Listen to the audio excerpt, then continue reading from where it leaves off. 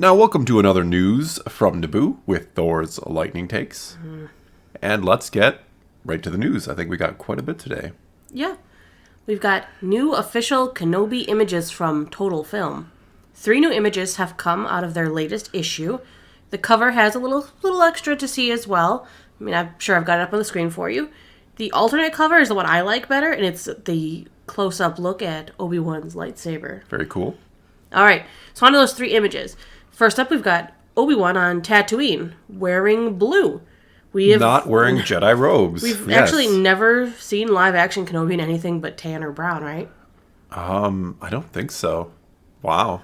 But I think it's interesting because a lot of people, I don't know if complain is the right word, but a lot of people pointed out that in the original trilogy, Kenobi, before we even knew what the Jedi tend to wear, thanks to the prequels, that he's wearing these robes that we thought were just kind of commoner Tatooine robes, but then they turn out to be kind of Jedi robes. And people have always said, well, if you're trying to hide and you're a Jedi, why would you wear Jedi robes? So it's kind of interesting to see that here he is wearing something different. I like it. I like it too. So, I mean, I'm assuming that means he wasn't always just wearing his Jedi robes. Maybe he knew he was going to bump into Luke that day and wore his Jedi robes. Or he just becomes so much of a hermit that doesn't go out. He doesn't care anymore. I don't know. A lot of ways we could look at it, I suppose. But it's something interesting to point out that people have always kind of said it's strange that he would wear his Jedi robes. But so maybe he didn't always wear his Jedi robes. Maybe. Next shot, it's on the planet Daiyu, cloaked in hooded Kenobes trying to blend in on the Neo streets. I like the colors and the brightness. No, I mean, of course, he's not going to try to look like a Jedi when he's hiding, right? He's always going to do whatever he can to blend in, I suppose. So, yeah. I mean, not much to take out of this image, I don't think. I really actually like the aesthetics of Daiyu. It looks very Hong Kong. It's got, like, the paper lanterns. It's got those bright neon Hong Kong type feel. It's really interesting just to have such a different aesthetic. Setting aside the debate of should Kenobi leave Tatooine, like, it's nice to see a non-desert planet. Absolutely. It's nice to see another kind of city planet. Mandalorian, Book of Boba Fett have both really shied away from any kind of, unless you call it like Mos Eisley and Mos Espa. I mean, they're populated cities for sure, but that futuristic, more, Coruscant type look, we haven't really seen that in any of the series. So it's nice to see something like that here. A big kind of, metropolis city, futuristic city kind of scape, whatever you want to call it. All right, and the last image is the Grand Inquisitor looking much improved.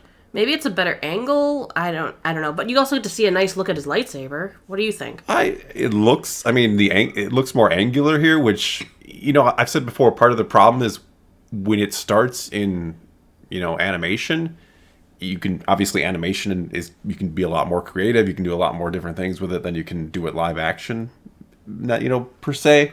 And so the Rebel version have a live action. Well, sure. But I'm saying the Rebel version of the Grand Inquisitor is a very angular kind of, it's very stylistic. So it's hard to translate that into, live action the same kind of way. And so his face looking puffy where, in live action where it looked very kind of narrow and angular in, the Rebels is kind of throwing a lot of people off. And of course, just the face itself, the makeup and the eyes. There's a lot of things. So, well, the eyes, we could still see totally different eyes. I mean, this is a stock photo. So. There could possibly be some more digital upgrades that they just didn't include. I mean, they could go Sonic the Hedgehog here and realize, throw fans a bone and, try to up it up, to try to, do it up a little bit better. I don't know. I hope so, because it still just looks like a guy in white paint with some lines on his face. It doesn't really look like the Utapau's from Episode 3. Okay, well, let's move on to our next story. This kind of ties into the first one. We've got another guest coming on the Celebration roster, Ewan McGregor. That's a shocker. I would have never guessed he would be there. He's going to be available for autographs and photos Friday, May 27th and Saturday, May 28th.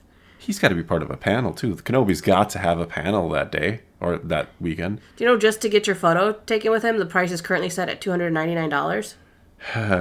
That's disappointing. Just to get your photo. I don't even know what the autograph. That is really disappointing. Yeah. Like, I hate how much... Look, I can understand if you're maybe one of these lesser Star Wars celebrities, you want to charge, because you're probably not making a whole lot of money off Star Wars, but Ewan McGregor, how much? Well, and he makes money off of other projects. I guess I'm saying it's a tricky thing with me because, Ewan McGregor is wealthy. I don't know his personal finances, obviously, but I'm sure he's a very wealthy guy. Does he need $300 from your average Star Wars fan to have a picture? He's not the one charging people. Keep this in mind. But he was paid for his appearance, and then the people who run this decide how much they're going to charge you to sit with him. Well, sure, but he still has all the power in this matter. But I mean, he has the power. He could say no. Like, I'm not going to do this if you're going to charge $300 per person.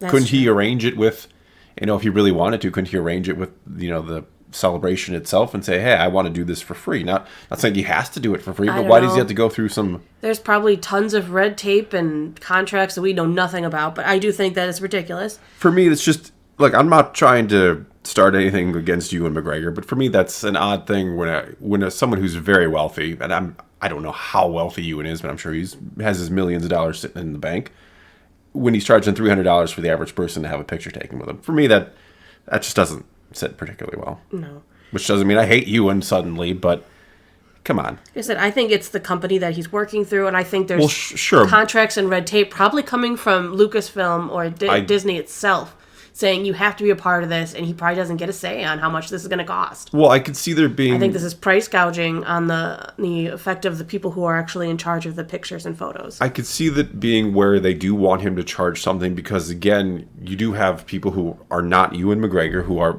famous within Star Wars and maybe not outside of it, who, want to charge a little something to get an autograph or picture. I don't really have a problem with that. So you don't want Ewan McGregor for free and, someone else charging $50 that you played a stormtrooper in this random scene. Like, okay, I'm not going to spend $50 when I get Ewan for free. How many times has Ewan actually gone to Celebration? Like, I have no idea. Like, I can't recall him, honestly. Going generally? So is that one of the reasons they're going to charge you I can't more? recall when he has ever been there. And I'm sure someone will correct me, but off the top of my head, I don't recall. And while it's not officially announced, it is assumed he's going to be part of the Thursday panel focusing on the live-action projects, though we still haven't had word if Hayden Christensen is going to come to Celebration. Hayden's been there a lot. And how much would it cost to get a picture with both? Jeez. That because they a lot of times will group actors together and you can get a group photo. They'd be a photo with the two. See, Hayden is a guy. Hayden, I would say, he's probably not anywhere near as rich as you, and he didn't become anywhere near as popular. So he's a guy, if he charged a little something for an autograph, I would be more, okay, I get that. And again, I'm not hating on Ewan McGregor, but I think people hopefully see my point that it's really hard to justify someone who's, rich, charging $300. And I get what you're saying. Yeah, it's not necessarily him. It's the service. It's the service. But then I wouldn't go along with the service if I'm Ewan McGregor. That's just me. I don't know. I can't see. Not that I am famous or Ewan McGregor, but I couldn't see charging somebody $1 to take a picture with me, much less $300. But that's me. All right, let's move on. Our next story today, Andor plans to go from 5 seasons down to 3. So the director of principal photography for the Disney Plus series said the original story was set for a 5-season run, and now it's been cut to 3 seasons. The actual quote is as follows. The series I worked on was supposed to be 5 seasons long, but I think it's not happening. It'll be 3. Maybe. Honestly, it could simply have to do with each season going to have maybe more episodes than originally expected. Disney Plus shows typically seem to have 6 to 8 episodes for their larger live-action series, and Andor Season 1 will have 12. This could be that they realized their story just wasn't long, cut out dead space or filler, or anything of that nature. So they will start filming Season 2 this fall, and hopefully Celebration will give us some info on Season 1. I'm sure it will. But I mean, I guess I'm more surprised that season 1, that the show was supposed to be 5 seasons in the first place. I didn't know how much story they had to tell. Yeah, how much sure, there's a lot you can do between episodes 3 and 4. There's a lot that's already been done at the same time. I don't know, I'm just surprised that they originally planned 5 seasons, and 3 sounds, what are you wanting to do with this, honestly?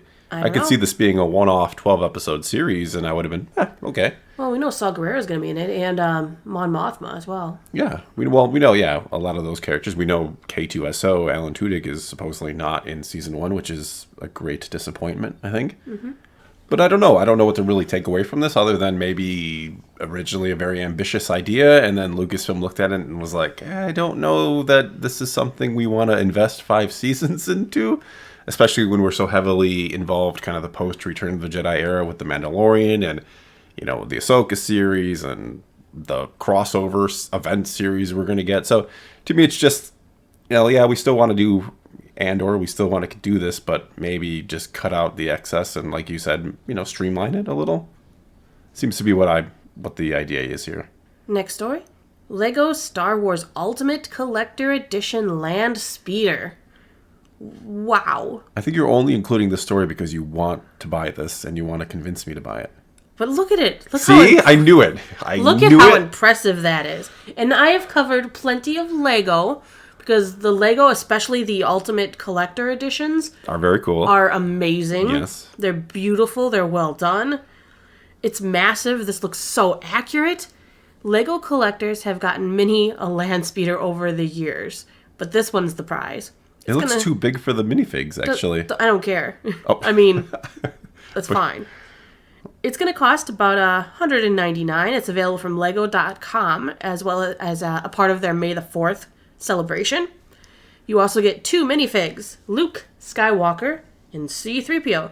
This is actually a new model for the C-3PO. It has one leg that is gold and silver to be a more accurate screen representation, and it is the only C-3PO that has ever been done this way. Okay. So you're really trying to sell this thing. He's more detailed than any before him. I also did some digging and learned that the Lego will be having... The Lego? The Lego.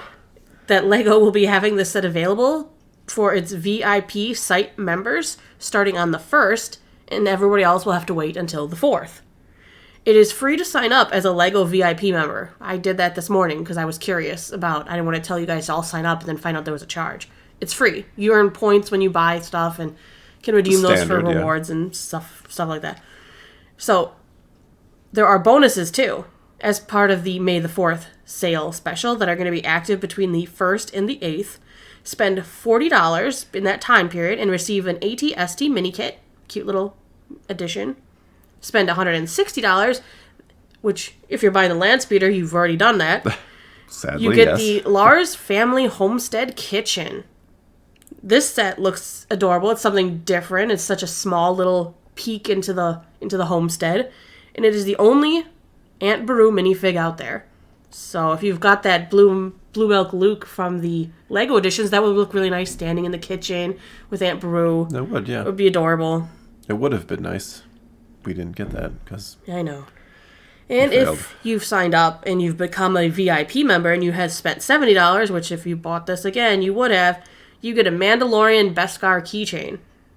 Look at all that cool fancy stuff that you're getting along with your $200 investment into the best Landspeeder out there. Just as long as they ship it to me the same way the Disney store ships their weird keychains. Disney store shipped us a giant...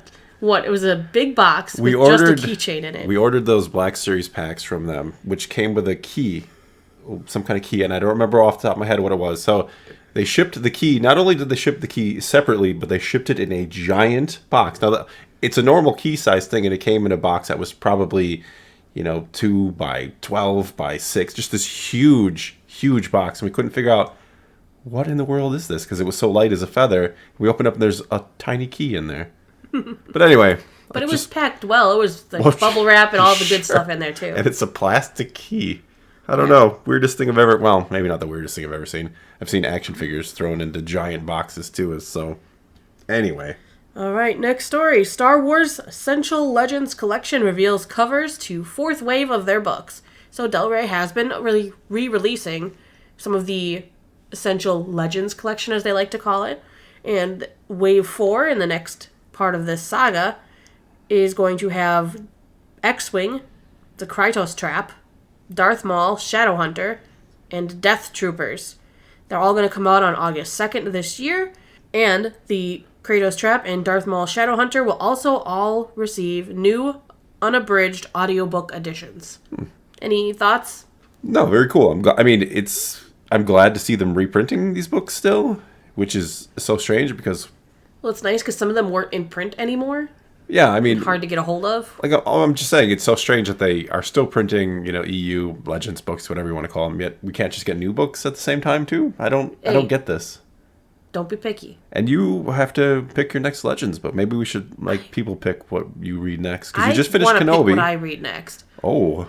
I'm still reading the Queen's books. Yeah, the and you hate them. first one was so boring. You don't like them at all. It wasn't bad, but it was not my cup of tea. Yeah. No, I think people should pick which one you read next. I think I should pick what I get to read next.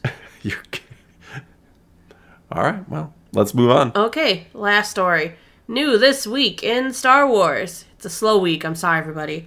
All we've got coming out this week, Crimson Reign #4 comes out April 27th, continuing the story of the Knights of Ren and Vader and Kira and all that stuff.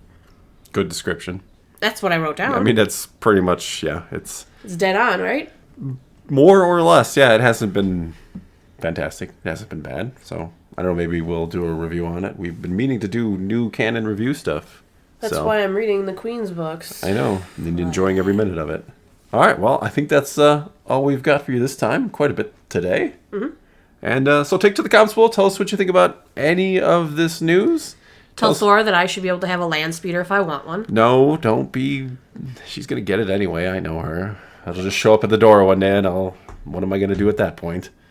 Not help me build it. That's all. That's all What do you mine. mean? That's the fun part. I'm better at building them than you.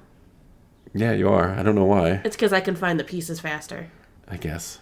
Anyway, take to the comments below. Tell us what you think about these stories. And until next time, thanks for watching.